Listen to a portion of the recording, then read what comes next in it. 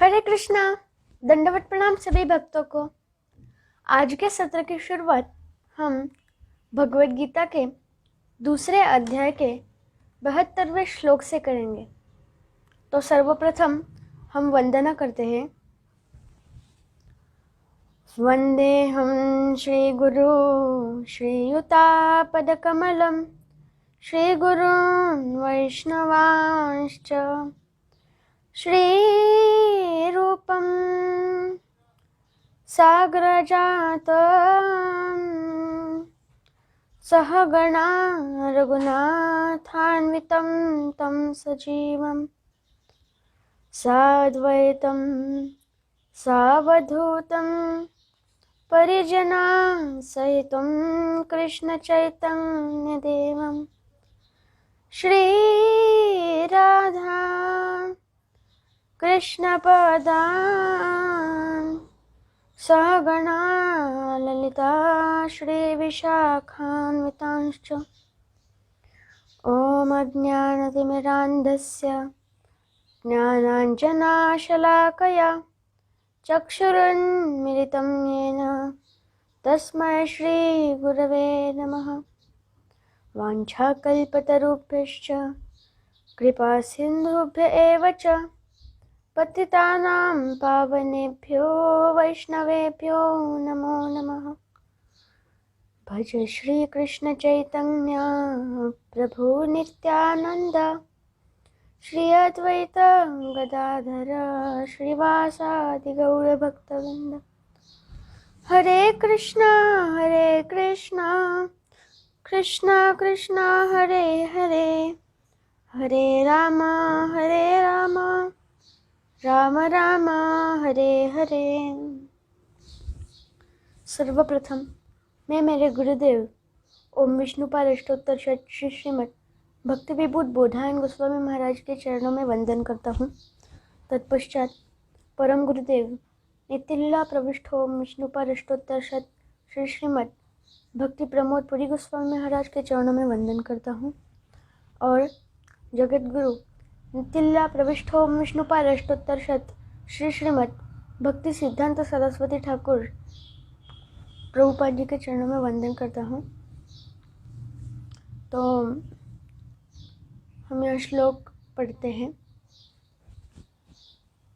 एषा ब्राह्मे स्थिति पार्थ नैनां प्राप्य विमुह्यति स्थित्वास्यामन्तकालोऽपि ब्रह्म निर्वाणमच्छति। अन्वय। पार्थ, हे अर्जुन, ऐसा ब्राह्मी स्थिति, ऐसी स्थिति को ही ब्रह्म स्थिति अर्थात ब्रह्म प्राप्ति का ज्ञान निष्ठा कहा जाता है। एनाम प्राप्य, इसको प्राप्त कर लेने पर नरः मानव न विमुह्यति, पुनः मोहित नहीं होता। अंतकाले भी, मृत्यु के समय पर भी, अस्याम, उस ब्रह्मम निष्ठा में स्थित होकर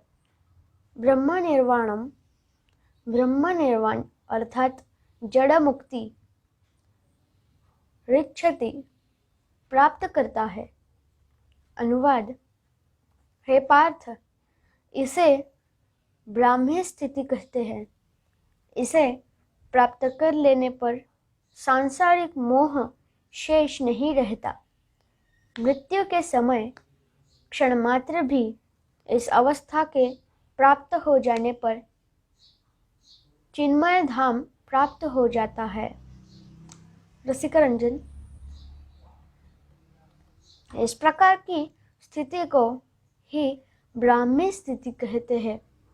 हे पार्थ, जो इस स्थिति को प्राप्त करता है वह मोहित नहीं होता। खट्वांग राजा की तरह अंत समय में ऐसी स्थिति प्राप्त करने पर उसे ब्रह्म निर्वाण की प्राप्ति होती है।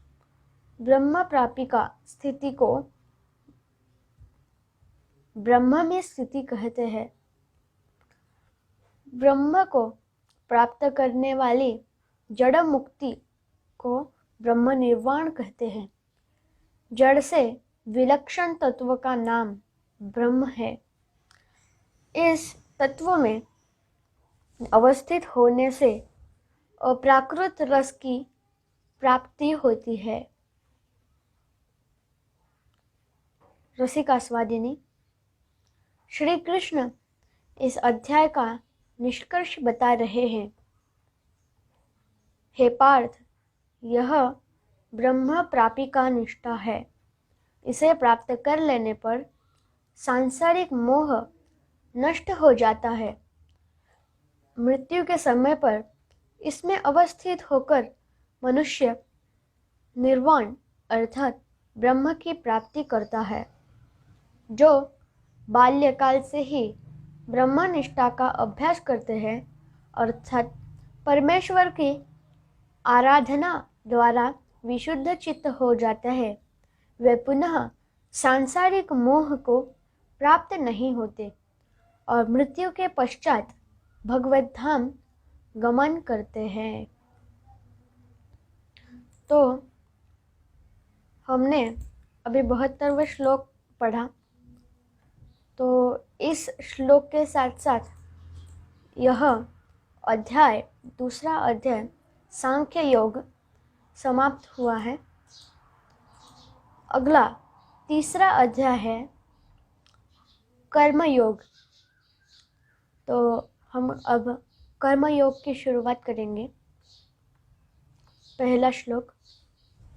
अर्जुन उवाच जायसी चेत् कर्मणस्ते मता बुद्धि जनार्दन तत्किं कर्माणि घोरे मां नियोजयसि केशव। अन्वय। अर्जुन उवाच, अर्जुन ने कहा, जनार्दन, हे जनार्दन, केशव, हे केशव, कर्मण्यः, कर्म से, बुद्धि, बुद्धि योग, जायसी चेत, यदि श्रेष्ठ है तो, ते, तुम्हारा, मता, चेत,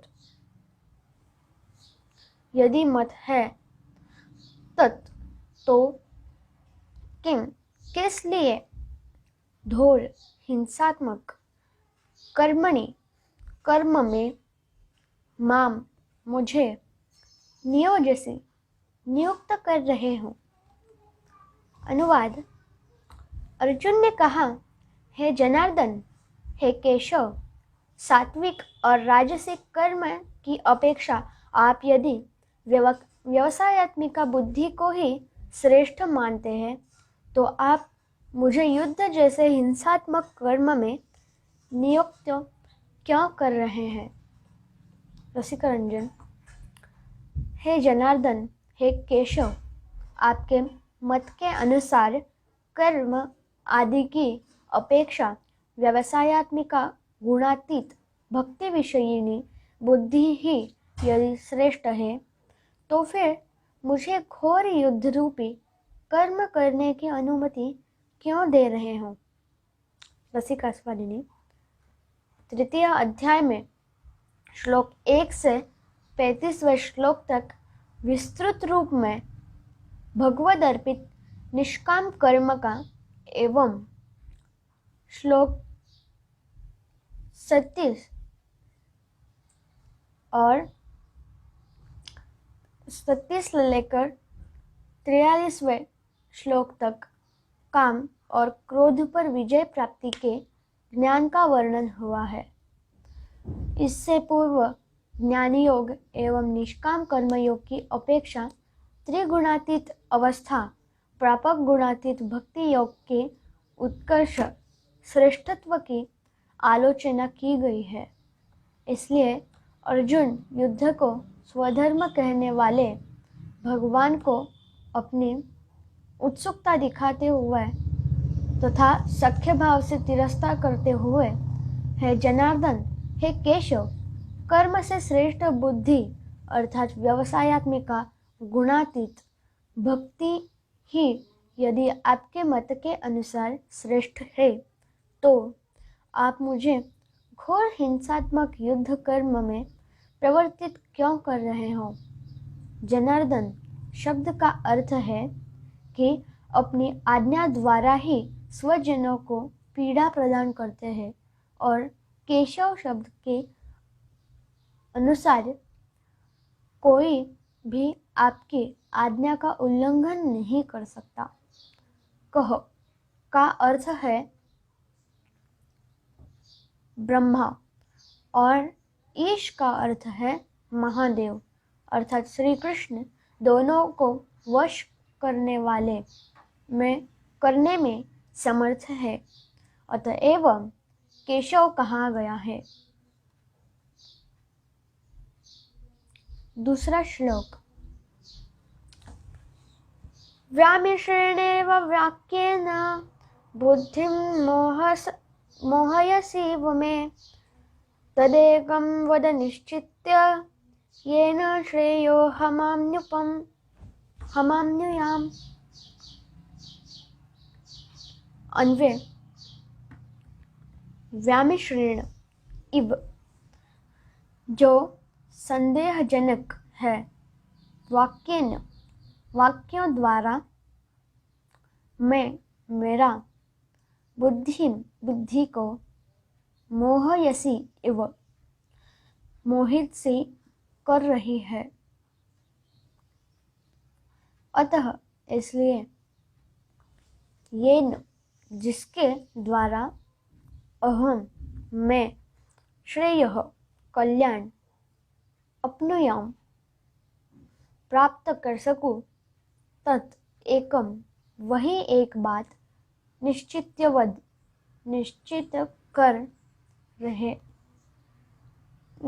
कर कहे। अनुवाद। किसी स्थान पर कर्म की, किसी स्थान पर ज्ञान की प्रशंसा करके अनेक अर्थ मिश्रित वाक्यों के द्वारा मेरी बुद्धि संदेह युक्त हो रही है। इसलिए इन दोनों में जो श्रेष्ठ है वह एक बात निश्चय कर कहिए, जिसका आश्रय लेकर मैं कल्याण प्राप्त कर सकूं। रसिकरंजन।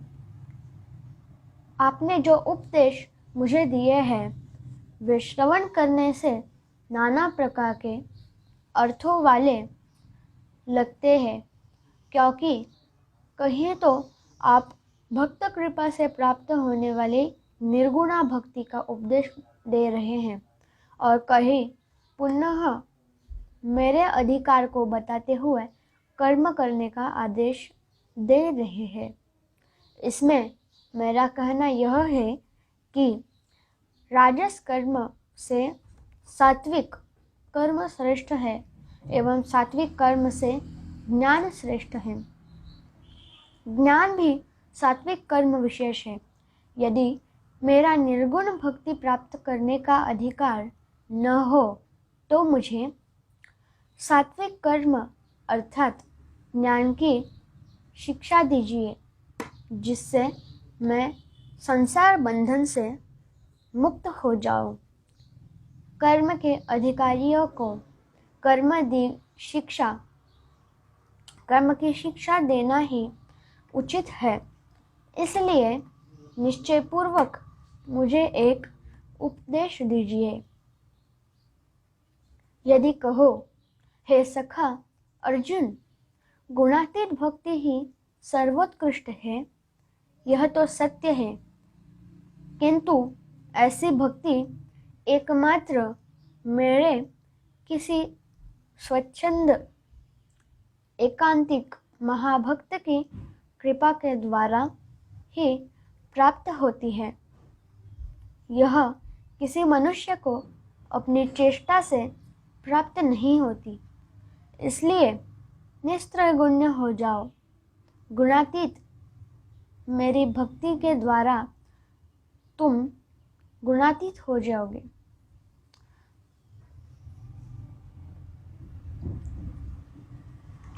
मैं तुम्हें यह आशीर्वाद देता हूँ। जब यह आशीर्वाद फलीभूत होगा तब तुम वैसे किसी स्वच्छंद एकांतिक भक्त की कृपा प्राप्ति कर मेरे प्रति भक्ति फल प्राप्त करोगे। मैंने तुम्हें बताया है कि वर्तमान में केवल कर्म में ही तुम्हारा अधिकार है। अर्जुन कहते हैं, आपने जो कहा वह सत्य है, लेकिन आप निश्चित कर क्यों नहीं कहते कि मुझे कौन सा कर्म करना चाहिए?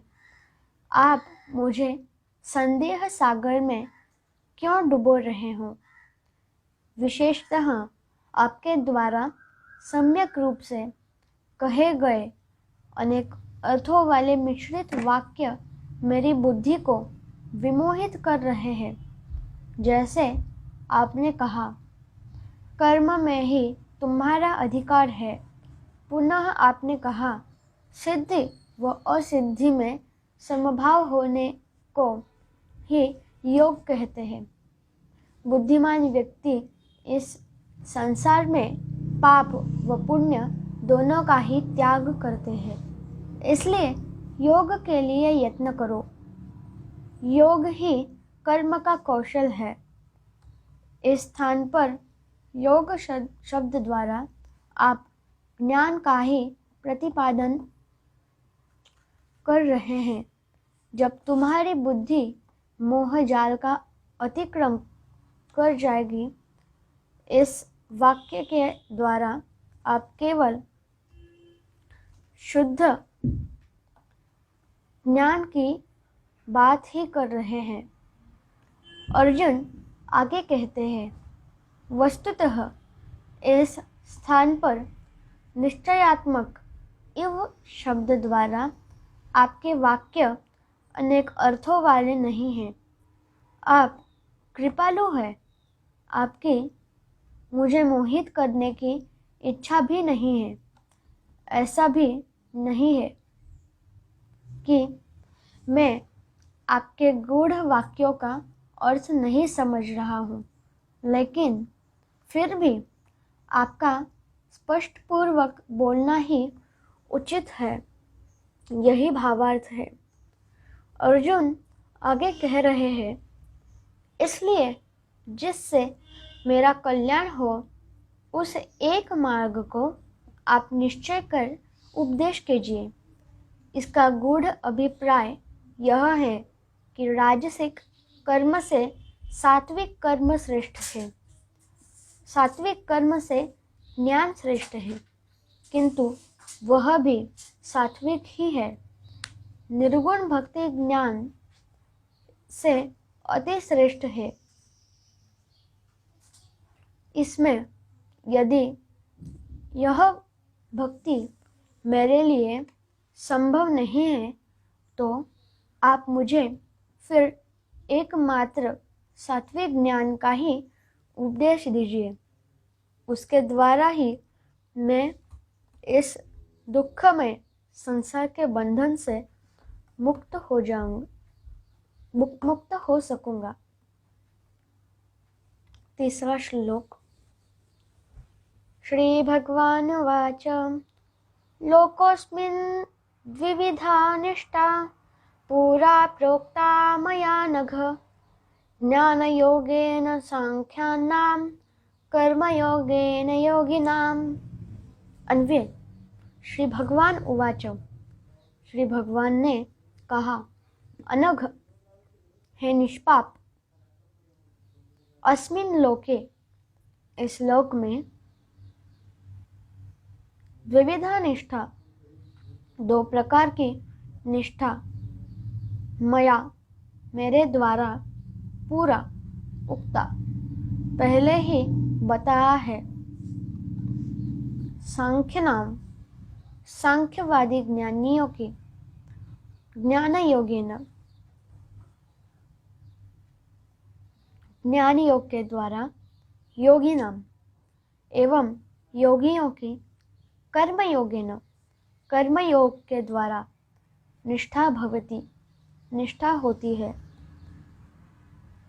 अनुवाद।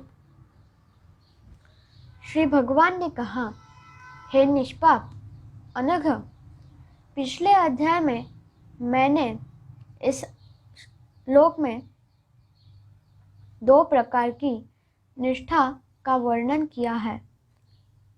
चिद अनुभव युक्त ज्ञानियों की ज्ञान योग में एवं जड़ अनुभव प्रधान साधकों की भगवद अर्पित निष्काम कर्म में, इन दोनों के द्वारा भक्ति योग साधन की केवल मात्र निम्न सीमा का निर्धारण हुआ है।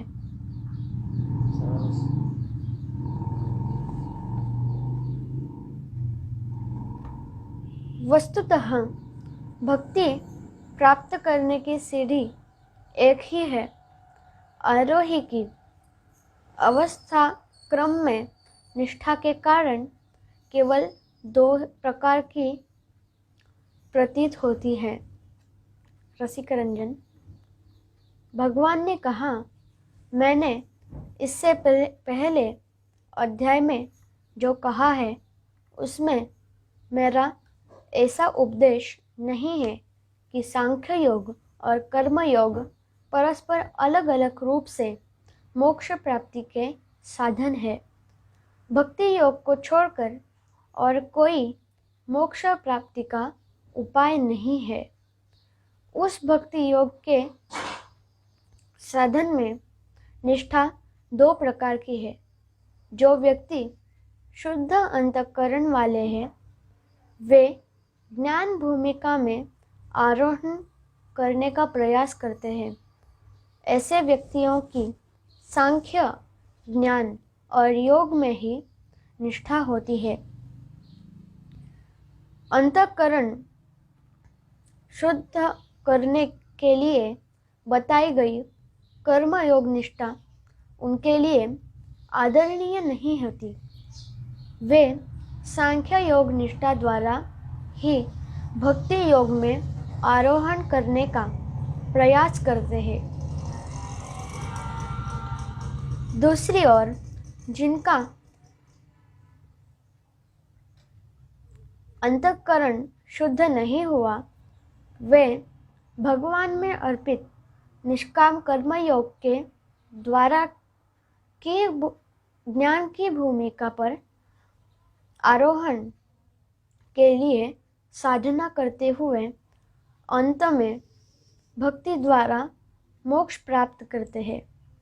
वास्तव में भक्ति भूमि प्राप्त करने के लिए जो सोपान है वह मात्र एक ही है।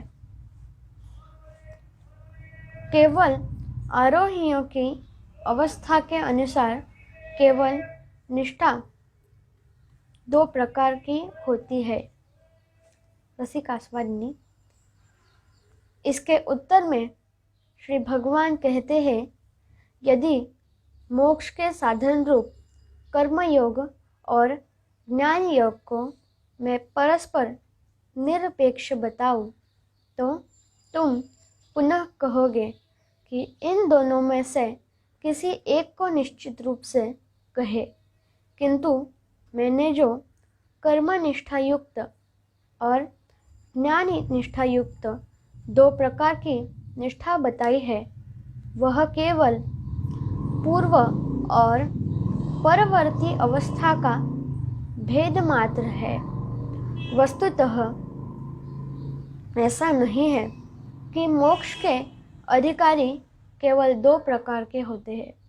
इसलिए कह रहे हैं, हे निष्पाप, इस लोक में 2 प्रकार की निष्ठा अर्थात मर्यादा मेरे द्वारा पिछले अध्याय में कही गई है।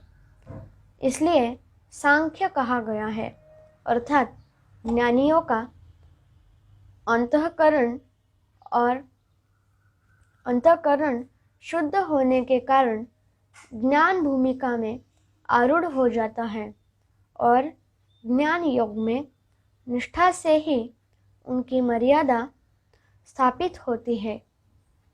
वे ही इस श्लोक में ज्ञानी के नाम से विख्यात है। जैसे तानि सर्वाणि संयम्य युक्त आसीत मत्पर। यह भगवद गीता के दूसरे अध्याय के 61वें श्लोक में बताया गया है। इत्यादि। उसी प्रकार जिनका अंतःकरण शुद्ध नहीं है वे ज्ञान भूमिका का आरोहण करने में असमर्थ है। इसलिए ऐसे योगियों में ज्ञान भूमिका में आरोहण करने के लिए उपाय स्वरूप कर्मयोग अर्थात मेरे अर्पित निष्काम कर्म में निष्ठा रूपी मर्यादा स्थापित होती है। वही इस श्लोक में कर्मी के रूप से प्रसिद्ध है। जैसे धर्मादि युक्तात् श्रेयोन्नत क्षत्रियस्य न विद्यते, यह गीता के दूसरे अध्याय के 31वें श्लोक में भी बताया गया है। इत्यादि। इसलिए कर्मी और ज्ञानी केवल ये दो प्रकार के नाम है। वस्तुतः कर्मी द्वारा शुद्धचित्त होकर ज्ञानी होते हैं और ज्ञानी लोग भक्ति के द्वारा मुक्त होते हैं। यही मेरे वाक्यों का अर्थ है। अगला 4था श्लोक। न कर्मणामनारम्भान्ते निष्कर्म्य पुरुषो शुने न च संन्यसनादेव सिद्धिं समधिगच्छति। अन्वय। पुरुषः पुरुष कर्मणाम शास्त्रीय कर्मों का अनारभात अनुष्ठान ना करने से नैष्कर्म्य न अश्नुते प्राप्त नहीं कर सकता। संन्यसनात् एवं केवल संन्यास द्वारा सिद्धिमत और सिद्धि न सम अधिगच्छति प्राप्त नहीं कर सकता। अनुवाद। शास्त्रीय कर्मों के अनुष्ठान को नहीं करने से पुरुष नैष्कर्म्य रूप ज्ञान प्राप्त नहीं कर सकता। अशुद्ध चित्त व्यक्ति शास्त्रीय कर्मों का परित्याग कर किस प्रकार सिद्धि प्राप्त करेगा। रसिका रंजन। शास्त्रों के अनुसार कर्म न करने से नैष्कर्म्य कर्म रूपी ज्ञान की प्राप्ति नहीं होती। शास्त्रीय कर्मों को त्याग कर अशुद्ध चित्त वाला व्यक्ति सिद्धि कैसे प्राप्त कर सकता है। रसिका स्वादिनी। चित्त शुद्धि के अभाव में ज्ञान का उदय नहीं होता। यही कह रहे हैं। शास्त्रीय कर्मों का अनुष्ठान नहीं करने वाले पुरुष को निष्कर्म्य ज्ञान प्राप्त नहीं होता एवं अशुद्ध चित्त व्यक्ति शास्त्रीय कर्मों को त्याग कर संन्यास से सिद्धि प्राप्त नहीं कर सकता। अगला 5वां श्लोक हम अगले सत्र में पढ़ेंगे। धन्यवाद। निताय गौर प्रेमानंदी। हरि हरि बोल।